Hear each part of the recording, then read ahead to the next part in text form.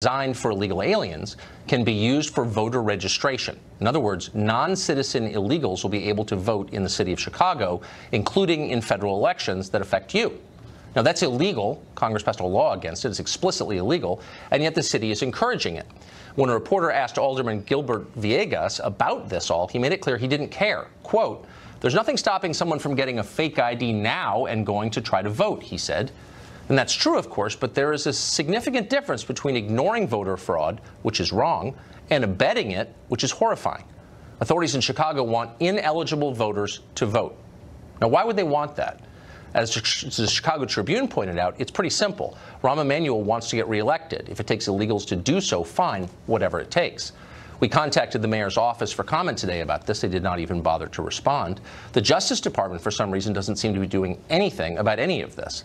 And it's not just happening in the city of Chicago. In the state of California, illegal immigrants get driver's licenses, hundreds and hundreds of thousands of them, and they can use those to register to vote, and some doubtless do. In the state of Maryland, some towns are trying to legalize voting for illegal immigrants. How long until that's a Democratic Party platform plank? How long until some federal judge in, I don't know, Hawaii declares that preventing illegal aliens from voting is racist and demands they get the vote immediately nationwide? It's coming. Of course it is. The left wants power, and this will give it to them.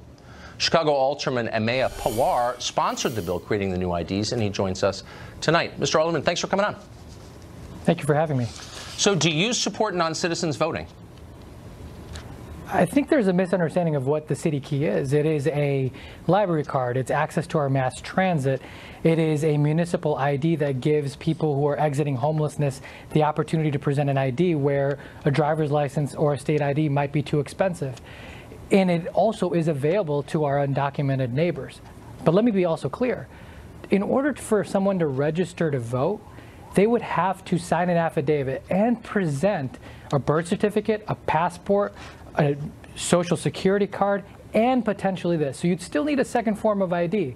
And if you defraud the Chicago Board of Elections, the Illinois State Board of Elections, and you are undocumented, you are subject to deportation. So this is not a municipal ID. So I just want to get this on the record because you're factually inaccurate here, but I just want to hear you say it to be sure. So you're saying that in order to register to vote in the state of Illinois, you need to produce evidence of citizenship. Is that your claim? Yes, it is. I also think it's important to recognize that what you're suggesting is that the city of Chicago, the Illinois State Board of Elections, the Chicago Board of Elections, and undocumented neighbors are all coordinating with one another. I'm not suggesting, well, slow down. I'm not suggesting a conspiracy, and I want to get back to my original question in just a minute, which is, do you support non-citizens voting? Because I think it'll be interesting to hear your view of that.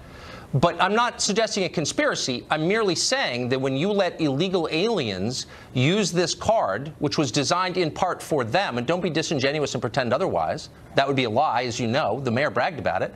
When you let them use this card to register to vote, when in fact you are not required to show proof of citizenship to register in Illinois, you're wrong.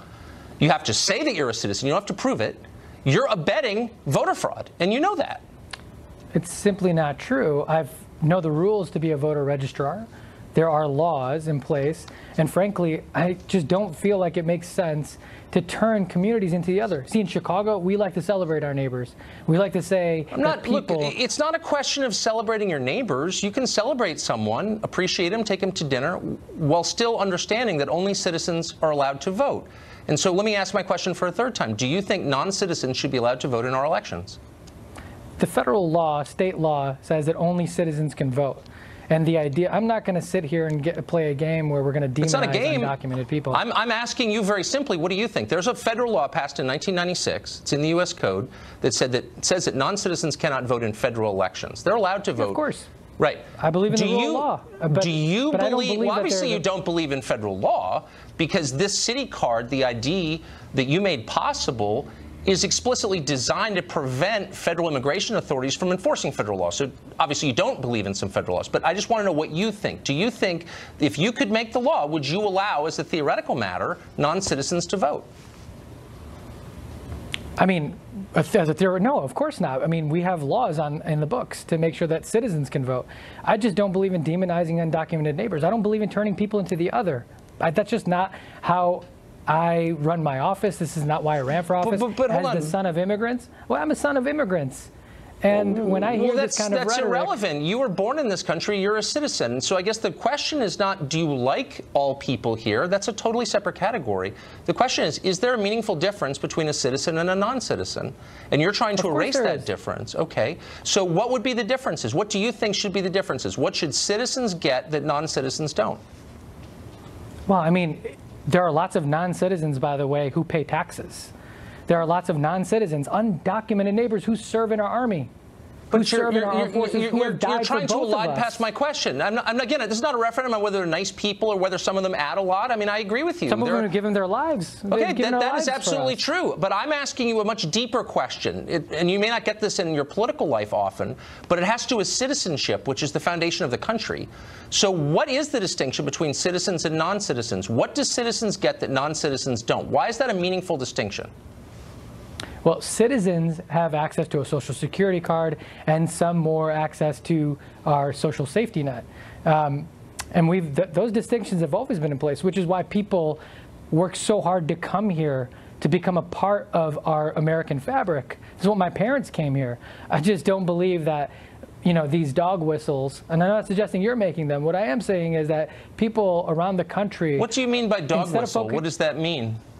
What I mean by dog whistle is that there seems to be a national rhetoric to pit poor white people against poor black and brown people. You actually don't have that in your city? Wait, hold on. And I'm sorry that you, and I know you've got a history of race baiting, so I'm not surprised you did that. But I just want to ask you, let's be real. This is Chicago. Chicago is not a city where anybody's trying to win a lot of poor white voters. African-American voters are dissatisfied with the mayor. And everyone I know who covers Chicago politics says this is an effort to basically ignore them in favor of a new class of voters, some of them non-citizens. So it's not about whites on any level. Please don't bring it to that. It's just not true.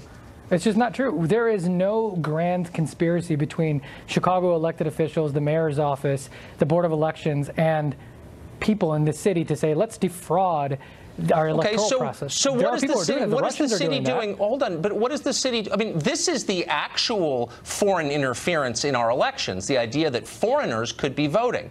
So you're doing a lot for illegal aliens in your city. What are you doing to prevent them from voting in elections?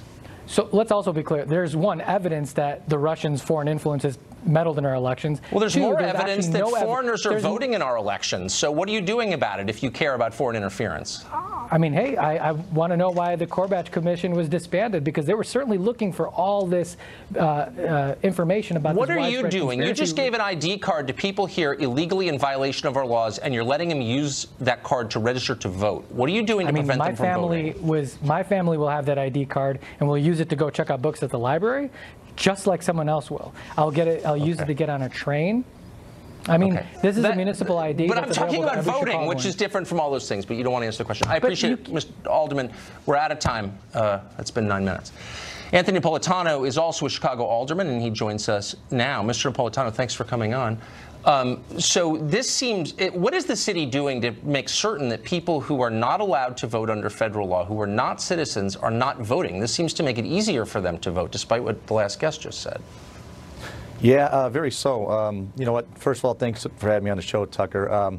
The funny thing about this, the way this ID is set up, is actually enticing illegal immigrants to obtain this ID. And it's doing it such that they're telling people that when you obtain this ID, any information you give us, we are going to discard it after that, which means anybody that's illegal, come and get this ID. And the hard thing for us to swallow, you know, is that the Illinois State Board of Election is actually stating that you can use this ID as a form to register to vote. And the onus is solely on the applicant to attest that they are a citizen or not a citizen. Exactly. So we're operating government on the hopes that people are going to follow those rules, and they're here illegally anyway. So what's our hopes are that they're going to check that box, and it scares a lot of us, and it's not what we're looking for. I'm the son of an immigrant as well. But well, there are a million immigrants. It's not a question of who's an immigrant. The question is who's a citizen. Who has a right to vote and who doesn't? And it's not about race either, obviously. So the question is, what would prevent an illegal alien, a non-citizen with this card, from voting in an election in Chicago? Absolutely nothing, Tucker. Absolutely nothing. And here's the crazy thing about Chicago is we have committeemen that go out and they have register to vote forums. And that is going to be in a gym with maybe 200 people in there in a more comfortable setting where checking that box that you attest that you're a citizen could be a lot easier. And all that paperwork is just sent in and you receive a voter card in the mail. This card is actually set up, if you look at it, it looks like a driver's license. It has a whole bunch of barcodes on it and a bunch of numbers on it. If all the information's thrown out on these people applying for this, what does that even come back to? Well, you're documented undocumented. Exactly. residents. And so our last guest, your fellow alderman, told us that in order to get registered to vote in Chicago, you had to produce a birth certificate. That's not true, is it? It's absolutely not true. And then, you know what, So that's a lie. I just want to be totally clear. That's a lie that he just told. We actually pulled it off the computer. We pulled off a sheet as well. And you can actually fill it out online, mail it in. You check a box and you sign your name to it. That's it. That's pretty much it. Okay. Well, I appreciate that. And in fact, I want to bring our previous, I don't know if he'll come back, but I just want to confront him with that because I think, is he willing to come back? I'm asking my producer. So you just heard that. You claimed at the beginning of our segment that you had to show proof of citizenship, a birth certificate in order to register to vote, but that's not true. And I just want to be totally clear with our viewers of that. Do you want to stick with that false claim? I read the rules and the law, so I'm not sure where Anthony Napolitano, Alderman Napolitano, is getting this information from. But clearly, there's a difference of opinion here and a difference of facts. Okay, so but are you saying that every person who registers to vote in your state has shown proof of citizenship of the United States? Is that your claim? People who register to vote have to show two forms of ID. One of them could be a passport, which requires you to be a citizen, a birth certificate, which shows where you're born, a driver's license, a social security card, and now you can show this as one of the two. Oh, so you don't actually have to show proof of citizenship because, of course, this card has none of that data on it, and a social security card can be bought down the street. I mean, that's the whole point. Right. Okay. But you need Tucker, just a point of clarification too, as well, is that after this ID was created by the city of Chicago, the Illinois State Board of Election has come out and said that they will accept the city key as a form of ID to register to vote. Right. So you can go into that in there and just we're crossing our fingers that you don't check that you attest. I got it. This is voter fraud. This is the end of citizenship, and unfortunately, it's also the end of the segment because we're totally out of time. Gentlemen, thank you both for that. That was interesting. We've got an update on that gun control rally that CNN held last week. After the event, a high school student called Colton Hobb claimed that CNN tried to give him a scripted question to ask on camera. Colton came on this show last week on Thursday to tell his story. CNN denied the account. Now, Colton and his parents sent us their email correspondence with CNN, which seemed to confirm Colton's claim that his question had been altered by a CNN producer. On Friday, we asked CNN to verify and comment on those emails, because that was our journalistic duty, so we did it. A short time before air, CNN provided us a different set of emails. We immediately asked the Hobbs about those. They said they were being slandered by CNN, and that's where it stood. Two sides telling contradictory stories. Without access to their email accounts, we could only guess which one was telling the truth, and guessing is not enough. Tonight we have more. We have an update. The Hobb family concedes that they did remove a line from one of their emails in a way that might make some think its meaning had changed. Colton's father says it was accidental. We don't know. We can't prove or disprove that. But for the sake of honesty and full disclosure, to which we are committed, we have to tell you there is no evidence as of right now that CNN tried to give Colton Hobb a scripted question. And we wanted you to know that. A Republican congressman is reintroducing a Democratic bill from 2013 verbatim.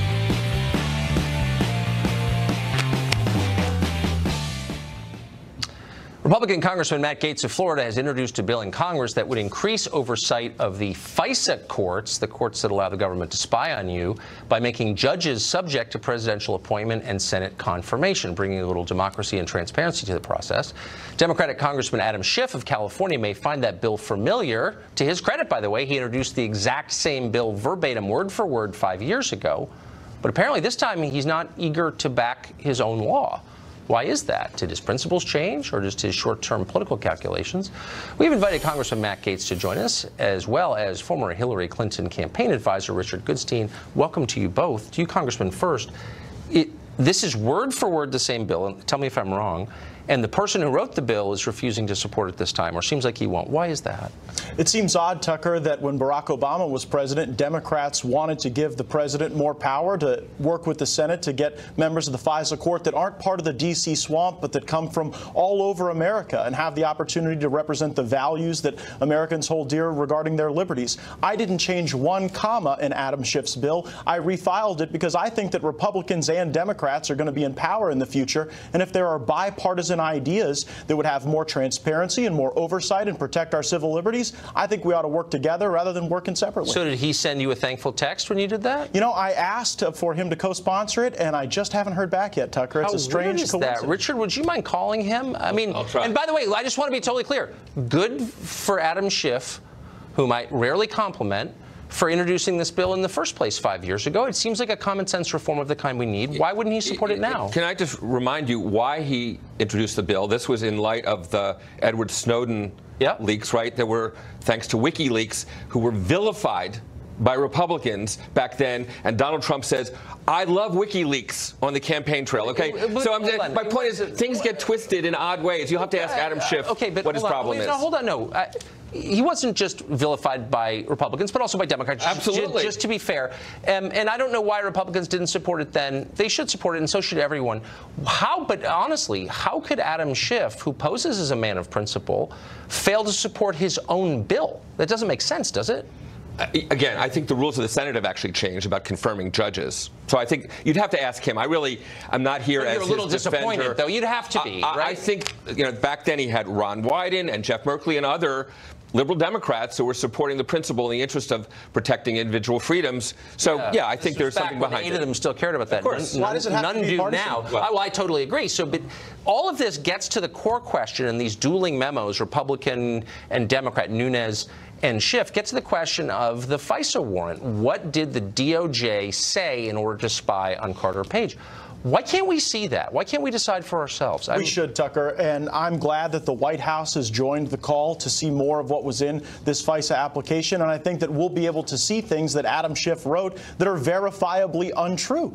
And I think that will bolster the claims that we're making on the Republican side that there needs to be reform and there needs to be accountability for people at the FBI who withheld the political origins of this dossier from the court. That's the real problem here. There's no dispute that cash at the DNC was convertible into a government-sponsored warrant to spy on American citizens. And whether you're a Republican or a Democrat, that should concern you because it could happen to any of us. That's why we need reform. And frankly, it'd be nice if we didn't all, go to our separate corners politically. If we found some ideas that Republicans or Democrats had offered that would provide the transparency and oversight to give the American people confidence. Well, I agree, and I hope, Richard, and who knows, but I really sincerely hope if the roles were reversed and the RNC had paid for a document that some Republican administration had used to spy on a rival political campaign, that I would be principled enough to say, you know what, that is an abuse of power, because it is.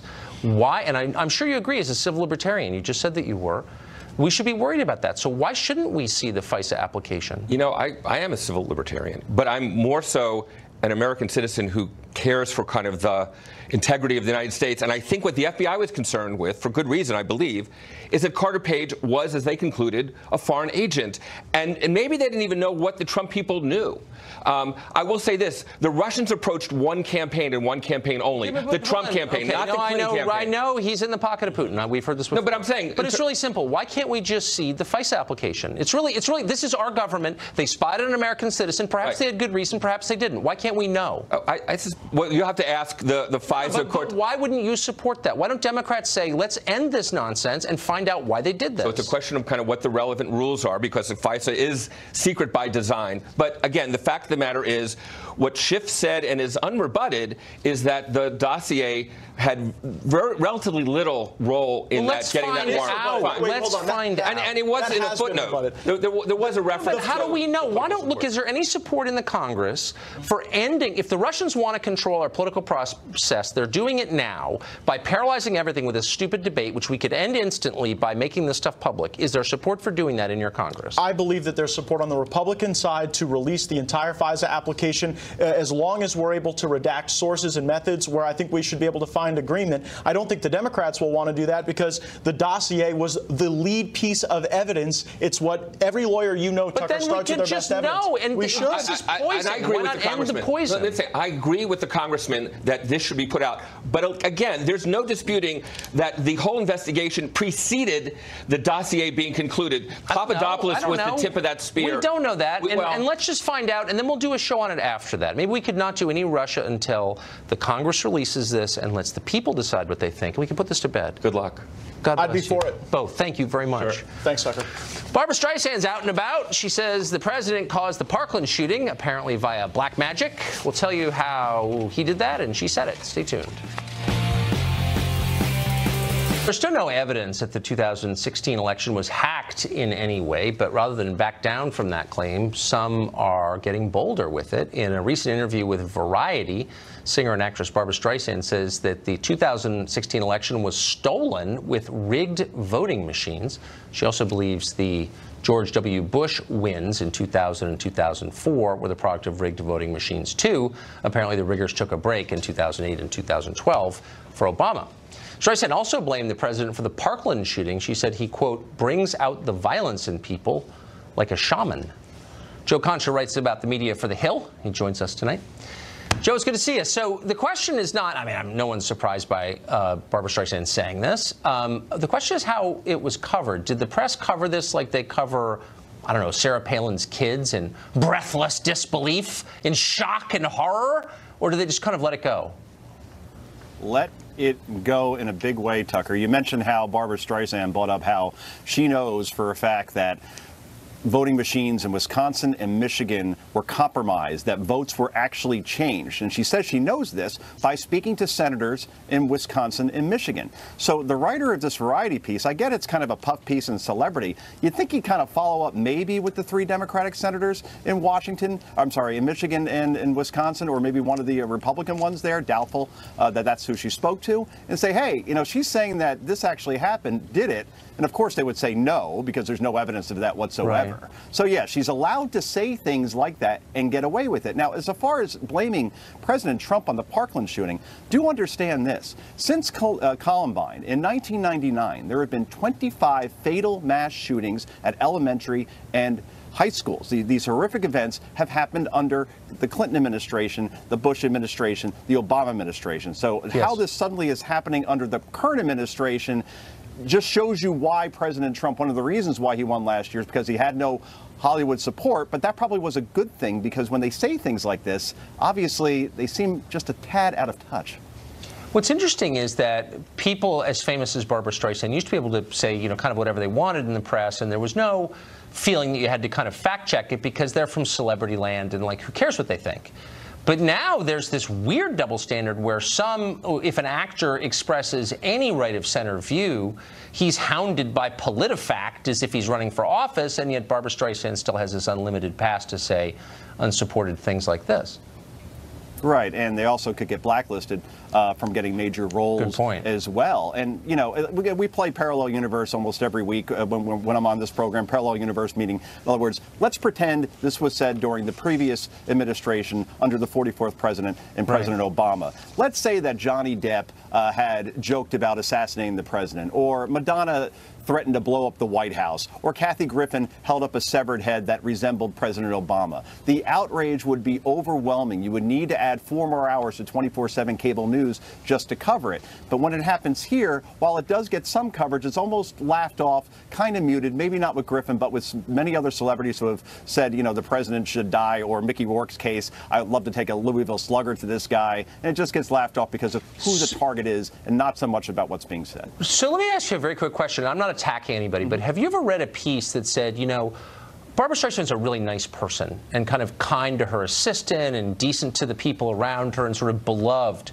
by her friends and acquaintances? I haven't read that piece. Have you ever read that piece? maybe once or twice, but in this piece also in Variety. I've never seen it. I mean, this was kind of this was sick, and I'll wrap up quickly because I know you got to go. She cloned her dead dog and created 2 other dogs off of it. This is a woman that's worth $390 million, and you have millions of dogs, pets that are up for adoption every year, hundreds of thousands that are euthanized, and here she is going about it this way. You know, maybe rescue a couple with the money that you have, or you know, commit to a charity. Yeah, I don't know. I ASPCA. can't get with you on that. I mean, I know it's morally complicated. Augustine would disapprove. I'd probably clone my Springer Spaniel because I couldn't control myself. But we disagree. Great to see you, Joe. Okay. Pleasure's all on this side of the table. Trust me. Thank you. Amazon.com is run by literally the richest man in the world, in human history, actually. The company made billions in profits last year. But somehow, Amazon is paying no federal income tax. Are you paying federal income tax? They're not. Why? That story next. Made $5.6 billion in profit. They netted that, but they used tax credits and other benefits to avoid paying any federal income tax. Did you pay federal income tax last year? Oh, one of the biggest companies in the world paid none. Nevertheless, governments around this country, state and local, are racing to provide Amazon with even more perks and tax breaks as it looks to choose the site of its second headquarters, because masochism is very common among state government. Heather Zubarraga is a financial analyst and a very smart one, and she joins us tonight. Heather, thanks for coming on. Thank you, Tucker. So how does it work that one of the biggest companies in the world, an American company, pays no federal taxes?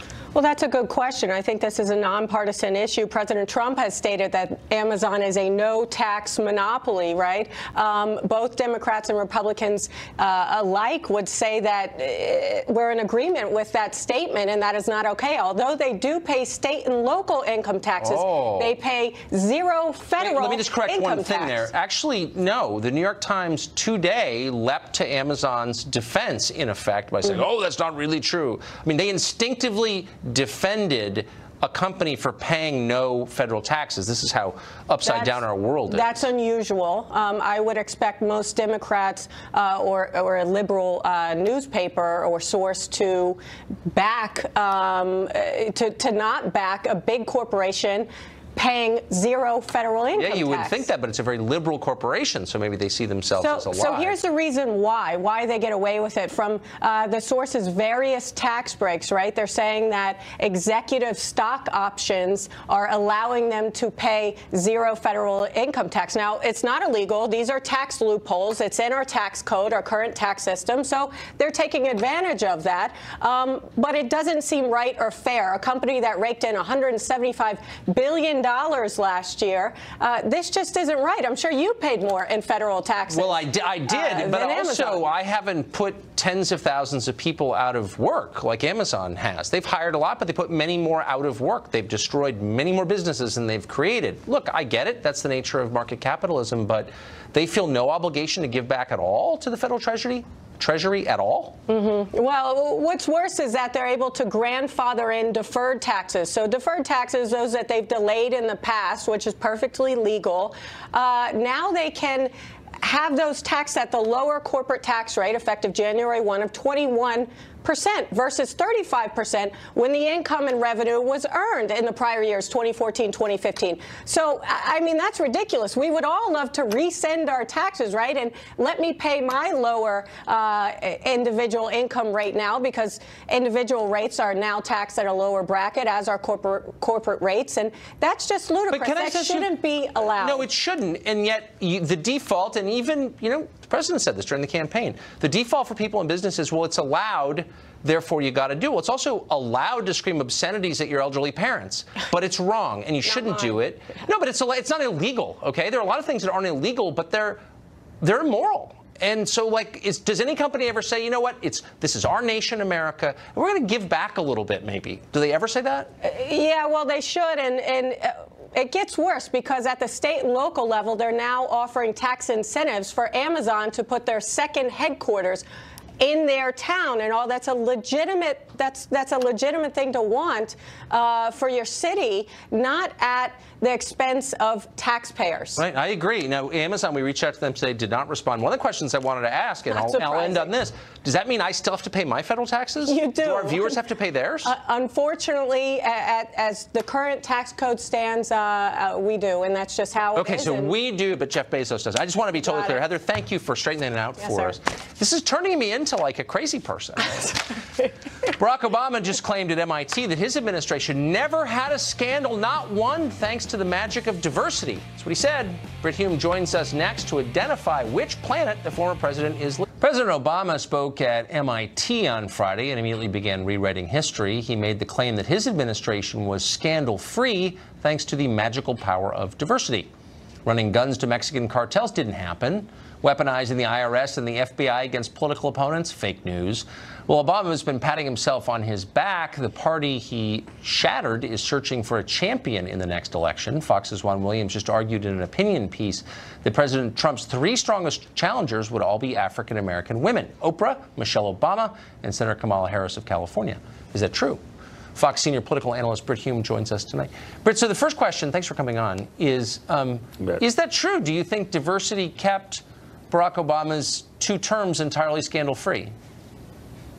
Well, I don't think it was entirely scandal-free. You just mentioned a couple of examples, and then there's another one, a kind of a howler, and that is his Secretary of State so recklessly mishandled classified information that she was very nearly indicted, and many legal experts think she should have been. I would rate that as a pretty big scandal. I don't think diversity had anything to do with it one way or another, but it certainly argues against the idea that it was scandal-free. It wasn't.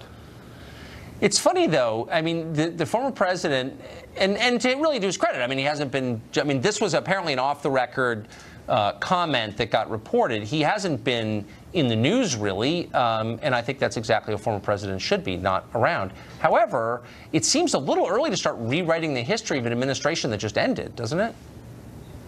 Well, look, all presidents try to see their administrations in the most favorable possible light, and he's looking back on his, and I'm sure he's looking at the man in the White House and trying to create a contrast with him, because Obama, whether you liked him or not, did behave himself with a certain dignity and grace that some have found lacking in Donald Trump. Clearly, Obama has found that lacking in Donald Trump, and I think he'd like to contrast his performance in office with that of Mr. Trump, but to say that his administration is scandal-free is nonsense.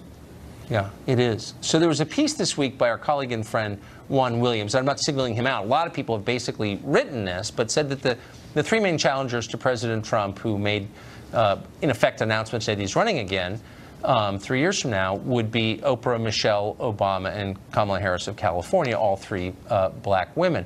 What struck me about this was the way it was framed and the way so many of these conversations are framed. They primarily turn on questions of race and gender. Is that the future, do you think, of American politics, identity politics?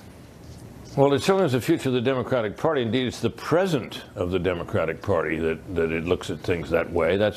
And being a woman and being a minority would be an important credential for nomination in the Democratic Party. It doesn't mean you won't. That doesn't mean you're going to get the nomination, but it gives you a leg up. It gave Hillary Clinton a leg up and enabled her to fight off the rather significant challenge from a geriatric socialist in the person of Bernie Sanders.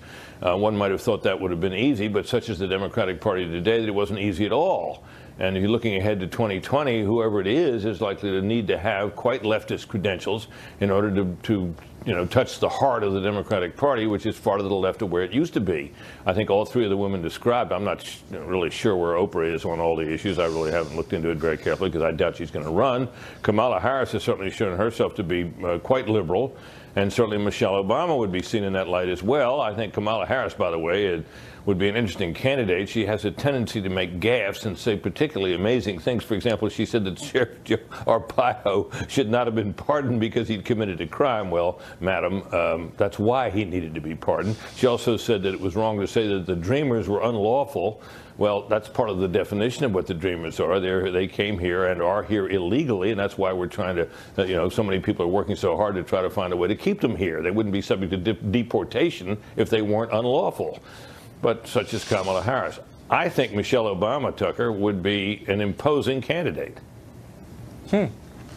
Interesting. So, I mean, can we just be totally honest and say that, Terry McAuliffe was making noises about running the other day, and there are a number of people who look like Terry McAuliffe saying they're going to run as Democrats.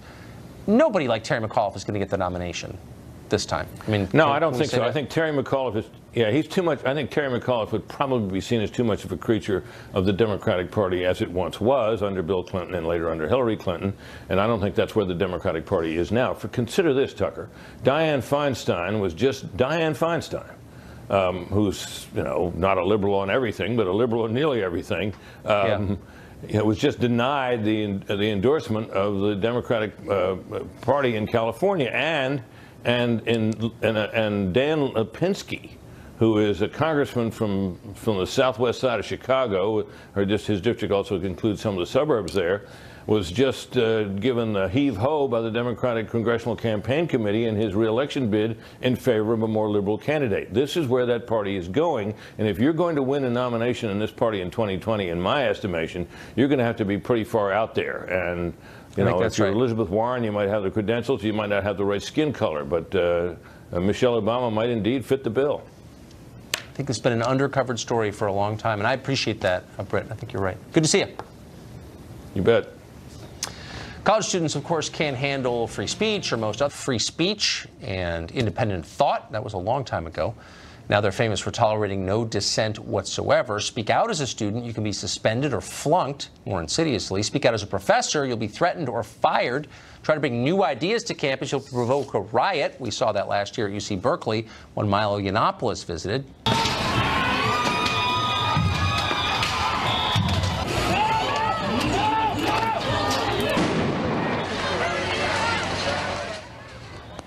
Most campuses are pretty bad. The question is, what are the worst? Well, Ari Cohen's been keeping track. He's a lawyer for the Foundation for Individual Rights in Education, FIRE. He joins us tonight. Ari, thanks for coming on. So what are the worst schools for free speech? Well, it's a wide field every year when we look at what schools earn their place on the list, and I think, boy, how could it get any crazier? I end up kicking myself. But let's start with UC Berkeley, the college that really kind of kicked it off at the beginning of last year, where a presentation by Milo Yiannopoulos was canceled after protesters took the streets and overwhelmed the police and committed property damage and violence, and ended up just causing an enormous amount of mayhem. Yeah, they did. UC Berkeley has kind of trying to been on the mend since then. They've paid an enormous amount of money for various free speech events, although not without allegations that they first tried to stifle and censor that speech.